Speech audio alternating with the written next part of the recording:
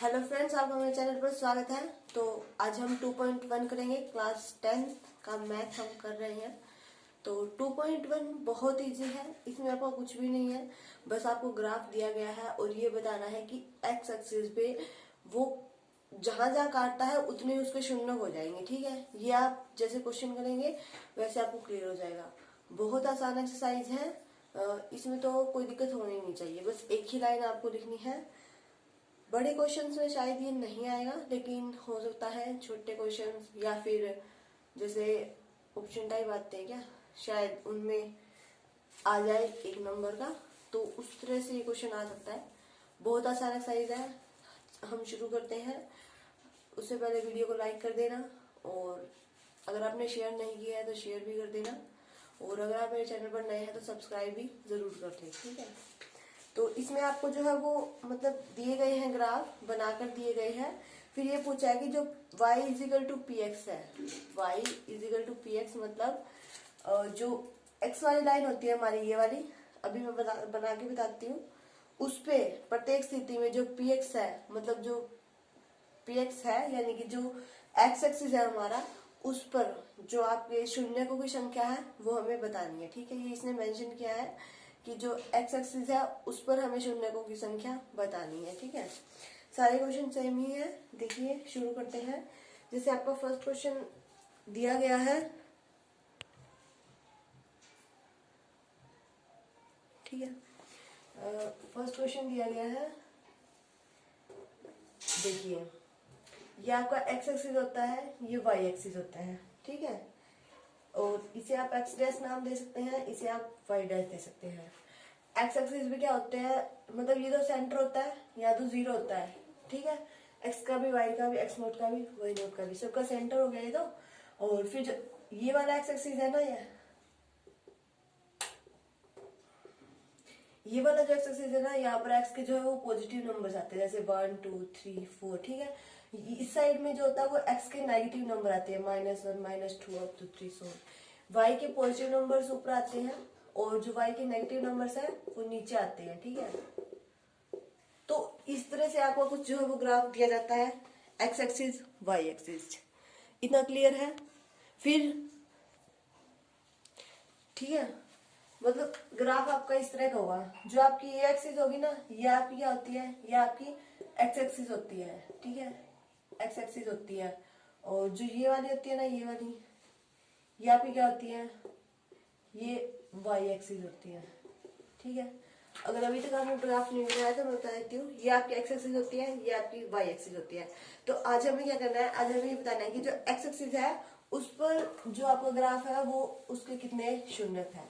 तो वो हम कैसे पता करेंगे, देखिए ये तो था हमारा ग्राफ बनाना। ठीक है, अब कुछ इस तरह से ग्राफ जो है वो आपका दिया गया है।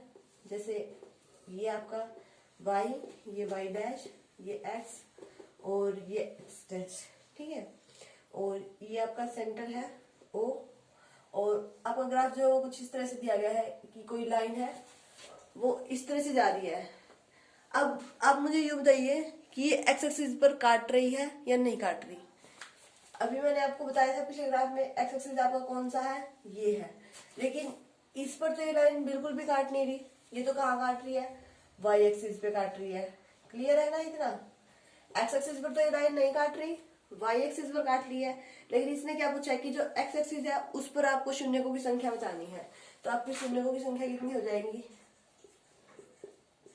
शून्यकों की संख्या 0 हो जाएगी। क्यों, क्योंकि जो ये आपकी लाइन है ये एक्स एक्सिस पर नहीं काट रही है। क्लियर है इतना। जैसे देखिए नेक्स्ट क्वेश्चन करते हैं। ग्राफ सब में आपको सेम ही बनाना है, या तो एक ही में देख लीजिए या अलग बना दीजिए, कोई बात नहीं। ये एक्स डैश है, ये ओ है। ठीक है, तो इसमें जो आपकी लाइन दी है वो कुछ इस तरह से दी गई है, इस तरह से। ठीक है, अब देखिए ये तो आपका वाई एक्सिस का ही पार्ट हो गया। वाई एक्सिस के पॉजिटिव नंबर ऊपर आते हैं, नेगेटिव नीचे आते हैं। ठीक है, तो ये तो आपका वाई एक्सिस पर काट रही है यहाँ से, तो फिर ये जाके वहां से कहाँ पे काट रही है, एक्स एक्सिस पे भी इसका एक बिंदु क्या है, काट रहा है ना। मतलब एक्स एक्सिस पर भी इसका क्या है, एक शून्य तो है ही। तो जितनी बार ये काटेगी, मान लीजिए ये ऐसे कर देता तो 1 2 3, तो 3 शून्य हो जाते इसके। लेकिन अभी हमारे पास ऐसा नहीं है, और अभी हमें सिर्फ इसमें ही बताना है। तो इसमें देखिए ये यूं मत सोचेगा कि यहाँ से काट रही है तो इसका लिंक यहाँ भी है तो एक ही हो गया, नहीं नहीं, ऐसा नहीं करना है। एक्स एक्सिस पे हम मतलब एक्स एक्सिस इस लाइन पर ही बस कितनी बार काटती है तो एक, तो इसके शून्य कितने हो जाएंगे, एक हो जाएंगे। क्यों?